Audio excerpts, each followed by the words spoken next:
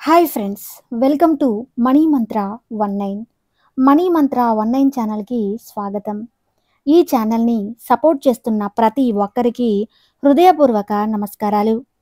ఈ వీడియో చూస్తున్న ప్రతి ఒక్కరూ గురువుల అనుగ్రహంతో, విశ్వం యొక్క ఆశీర్వాదంతో ఐశ్వర్యవంతులవునుగాక.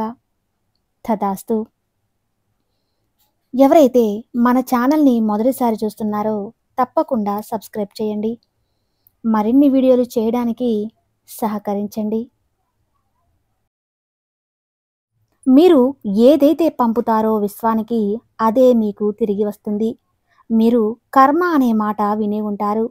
చాలామందికి పదం అసౌకర్యంగా అనిపించవచ్చు. కారణం అది ఆధ్యాత్మికమైనది. ఇది ఎక్కువగా బుద్ధిస్ట్ హిందూ మతంలో కనిపిస్తుంది. పునర్జన్మల గురించి చెబుతుంది. ఈ జన్మలో మీరు ఆచరించే క్రియలు మరుసటి జన్మలో ఆలయాల్లో మీకు ఫలితాలు అందిస్తుందని విశ్వసిస్తారు. ఇప్పుడు కనుక సత్కర్మలను ఆచరిస్తే మరుసటి జన్మలో మంచి ఫలితాలు వస్తాయని చెబుతారు. ఈ పునర్జన్మ విషయాన్ని మీరు నమ్మినా నమ్మకపోయినా అది మనం ఏ విత్తనమైతే వేస్తామో అదే పంట చేతికొస్తుందని మనం అందరం ఒప్పుకొని తీరుతాం కదా. సైన్స్ పరంగా కార్యకారణ సిద్ధాంతం క్రియా ఫలితం అన్న విషయాన్ని అంగీకరిస్తున్నాం. ప్రతి చర్యకు దానికి సమానమైన వ్యతిరేకమైన ప్రతిచర్య ఉంటుంది అని న్యూటాన్ 3వ సూత్రం కూడా చెబుతుంది. ఆధ్యాత్మిక విషయాలను ప్రబోధించే పుస్తకాలను మీరు తిరగివేసినప్పుడు ఏదైతే మీరు పంపుతారో చుట్టూ తిరిగి వస్తుంది అని మనకు కనిపిస్తుంది. మనతో వ్యక్తులు అనుచితంగా ప్రవర్తిస్తే కర్మ వారిని తగ్గుతుంది అని సర్దిపెట్టుకుని మన పని మనం చేసుకోవడానికి సిద్ధపడి భావోద్వేగాలకు పైకి ఎగదెన్నుతాయి. మన తార్కిక మనస్సు వెనకపోతుంది. ఉదాహరణగా, మీరు మామూలుగానే ఉన్నా మీరు చాలా దురుసుగా ఉన్నారని ఎవరైనా విమర్శించారు అనుకోండి, ఖచ్చితంగా ఎందుకు మీకు కోపం వస్తుంది. తరచూ వస్తూనే ఉంటుంది. వారు అదే పనిని కొనసాగిస్తూ ఉంటే మీరు భరించలేరు. మనసులో రగిలిపోతూ ఉంటారు. ఈ రోజున నిందలను భరించడం విసిగెత్తి ఆవేశంగా కోపాన్ని వెనక్కి లాగుతారు. అతని ప్రచారంలో ఎలాంటి వాస్తవం లేకపోయినా చివరకు మీ ప్రవర్తన ఆ విషయం నిజమనేలా చేస్తుంది. కోపం లాంటి తక్కువ కంపనాల స్థాయి చర్యలు మనకు మరిన్ని కష్టాలను కొనసాగిస్తాయి. ఈ చర్యలు చెడ్డ కర్మను కారణమవుతాయి. ఇతరుల క్రూరమైన వైఖరి ప్రభావం మీ భవిష్యత్తు పైన పడకుండా చూసుకోండి. లా ఆఫ్ అట్రాక్షన్ అంటే ఆకర్షణ యొక్క ధర్మం. అంటే మీరు ఏదైతే ఆకర్షిస్తారో అదే మీ సొంతమవుతుంది.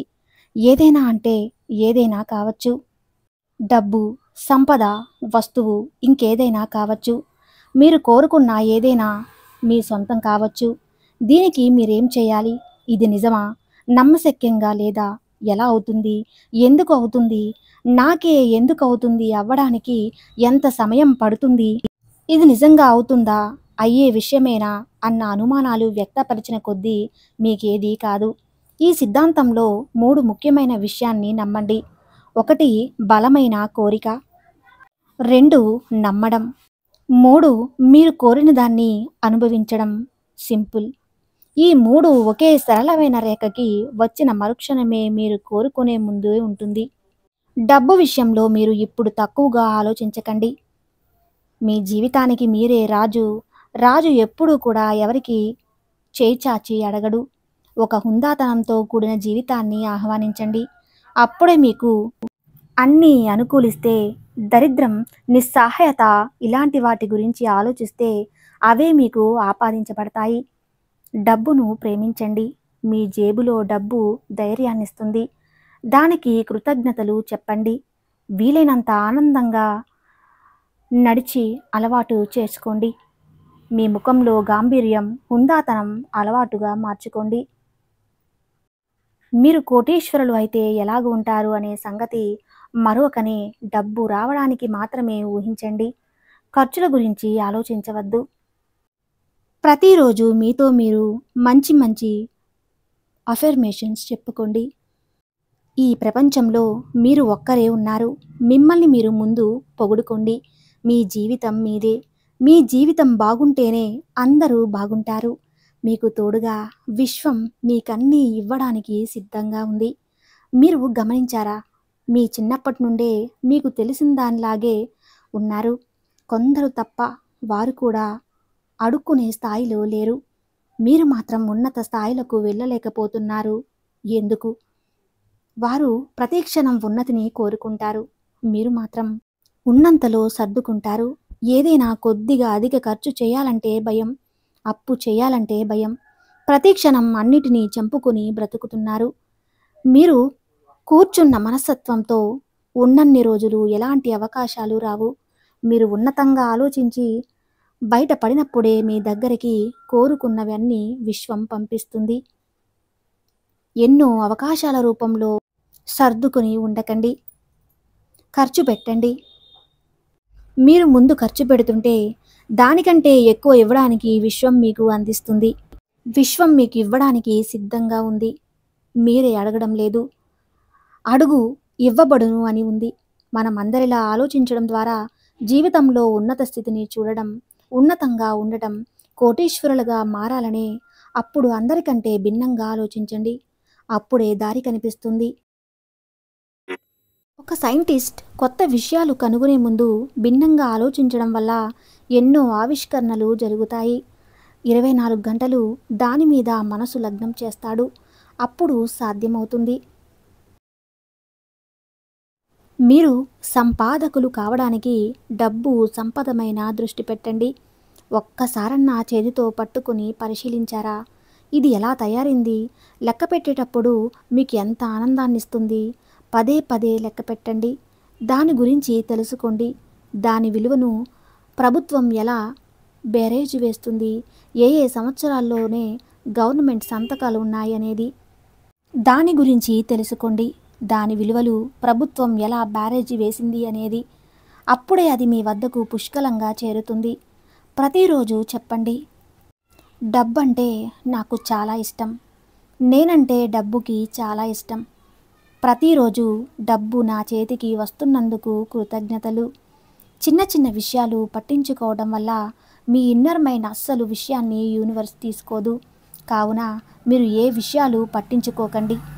మీకు కావాల్సింది మీ జీవితంలో ఉన్నత స్థితి, సంపద, డబ్బు. అది సృజన చేతన ద్వారా మీ సమస్యను పరిష్కరిస్తుంది. మీ సమస్యను దానికి అప్పచెప్పి మీరు నిశ్చింతగా నిద్రపోండి. మీరు ఊహించని రీతిలో సమస్యను పరిష్కరిస్తుంది. ధనం మూలం ఇదం జగత్. ఎన్నో రకాలుగా జీవితాన్ని పరికించినప్పుడు ఇదే సరైనది అని అనిపిస్తుంది. ఎవరు ఏమనుకున్నా సరే మీకు ఉన్న అప్పుల గురించి ఎప్పుడూ ఆలోచించకండి. అది ఆలోచించినంత కాలం మీరు అప్పుల పాలు అవుతూనే ఉంటారు. ఏదైతే పదే పదే ఆలోచిస్తారో మీ ఇన్నర్ మైండ్ అదే తీసుకుంటుంది. కాబట్టి సంపద, ధనం గురించి ఆలోచించండి. అది మీకు ఇస్తుంది. దీనిపై ప్రపంచంలోనే మనస్తత్వ శాస్త్రవేత్తలు వారి వారి అభిప్రాయాలను ఖచ్చితంగా చెప్పగలిగారు. ఇప్పటికైనా మీలోని భయం, దురాలోచన, దరిద్రం, కష్టాలు, బాధలు వీటి గురించి ఈ క్షణమే మర్చిపోండి. మీ జీవితంలో సంతోషాన్ని, ఆనందాన్ని మాత్రమే ఆలోచించి వాటిని ఆహ్వానించండి. మీకు అఖండ ధనప్రాప్తి కలుగుతుంది. నేను నా జీవితంలో అంతా సంపూర్ణంగా ధనం మరియు సంపదతో కూడి ఉన్నందుకు కృతజ్ఞతలు. ఈ విశ్వానికి బద్ధుడినై ఉన్నందుకు, నాకు సంపదకు సంబంధించి ఊహించినవన్నీ సమకూరుతున్నందుకు ధన్యవాదాలు తెలుపుతున్నాను. నేను ఈ విశ్వంలోని అనంత సంపదకు అర్హుడనై ఉన్నందుకు, ఆ మూల విశ్వ చైతన్య రూపమైన నేను ఆ విశ్వ సంపదను నిరంతరం ఆహ్వానిస్తున్నాను. డబ్బుని, సంపదను నిరంతరం ప్రేమిస్తున్నాను. నేను ఈ క్షణం నా జీవితంలో సకల వ్యతిరేక భావాలను అన్నీ విడిచిపెడుతున్నాను.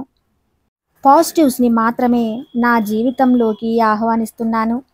నా ప్రతి అవసరాన్ని తీరుస్తున్న ఆ విశ్వానికి ప్రతి క్షణం నేను కృతజ్ఞుడినై ఉంటాను. నేను నిరంతరం పరిపూర్ణంగా ఉన్నందుకు ఆ విశ్వానికి కృతజ్ఞుడినై ఉన్నాను. ఈ చరాచర జగత్తులో ఉన్న ప్రతిదీ నాతో సంబంధ బాంధవ్యాలను కలిగి ఉన్నందుకు అన్నిటికీ కృతజ్ఞతలు. నా ప్రతి అవసరాన్ని తీరుస్తున్న ఆ విశ్వ సంపదకు సర్వదా కృతజ్ఞతలు. ఇలా ప్రతిరోజు చెప్పండి. త్వరలోనే మీ జీవితంలో గొప్ప మార్పును చూస్తారు. ఋషులు, మునులు, గురువులు ఇలా ఆ విశ్వంతో సంబంధం ఏర్పరచుకున్నారు కాబట్టే వారు ప్రతిదీ సాధించారు. మీరు కూడా అంత స్థాయికి ఎదగాలని మనస్ఫూర్తిగా కోరుకోవాలి. ఒక్కసారి మీ జీవితంలో డబ్బు కొరకు ఇబ్బంది పడ్డ రోజులను గుర్తు తెచ్చుకోండి. ఆ సమయంలో ఎన్నిసార్లు మీకు డబ్బుంటే బాగుండు అని అనిపించింది? మరి ఎందుకు లేదు? ఒక్కసారి ఆలోచించారా? ఎందుకంటే మీరు ఆ సమయానికి సరిపడా డబ్బు మాత్రమే కోరుకున్నారు. అనంతంగా కోరుకున్నప్పుడు మాత్రమే డబ్బు మీ దగ్గరకు వస్తుంది. ధనం ఎల్లప్పుడూ నా అవసరాన్ని మించి నాతోనే ఉంటుంది అని ప్రతిరోజు చెప్పండి. అప్పుడు మీకు అవసరానికి మించి డబ్బు ఉంటుంది. మీకు డబ్బు సమస్యలే కనిపించవు. కానీ మనకు కోరుకోవడానికి ఎన్నో అనుమానాలు. ఎలా వస్తుంది? ఎందుకు వస్తుంది? ఇది నమ్మచ్చా? ఎలాగైనా పదే పదే విశ్వానికి మీరు సంకేతాలను పంపించకండి. ఇలా పంపిస్తే మీకు విశ్వం ఇవ్వదు. గతంలో ఎన్నోసార్లు స్పష్టంగా చూసాం. ప్రయత్నించండి. దానిపైనే దృష్టి పెట్టండి. అయ్యి తీరుతుంది. అత్యవసర పరిస్థితులలో డబ్బు అడిగారు. అడిగిన వారు డబ్బు ఇవ్వలేదు. సమయానికి ఎవరో ఇచ్చారు. ఎలా? ఆ సమయంలో 24 గంటలు డబ్బు గురించి ఆలోచించారు కాబట్టి. అలానే ఆలోచించండి. ఇది ఎంతవరకు వాస్తవమో. ఇలాంటి సంఘటనలు మీ జీవితంలో ఎన్ని జరిగి ఉంటాయి? మీరు పేదవారిగా, దిక్కులేని వారిగా ఇక్కడ జన్మ తీసుకోలేదు. ఉన్నతంగా మహారాజులా జీవించడానికి మీ జన్మ జరిగింది. విశ్వం ప్రతి ఒక్కరికి డబ్బు ఇవ్వడానికే సిద్ధంగా ఉంది. కానీ మీరే అడగడం లేదు. ఇప్పటికైనా మించిపోయింది లేదు. అడగండి. విశ్వం ఇవ్వడానికి సిద్ధంగా ఉంది. ఈ వీడియో మీకు నచ్చితే తప్పకుండా లైక్ చేసి మన ఛానల్ని సబ్స్క్రైబ్ చేసుకోండి.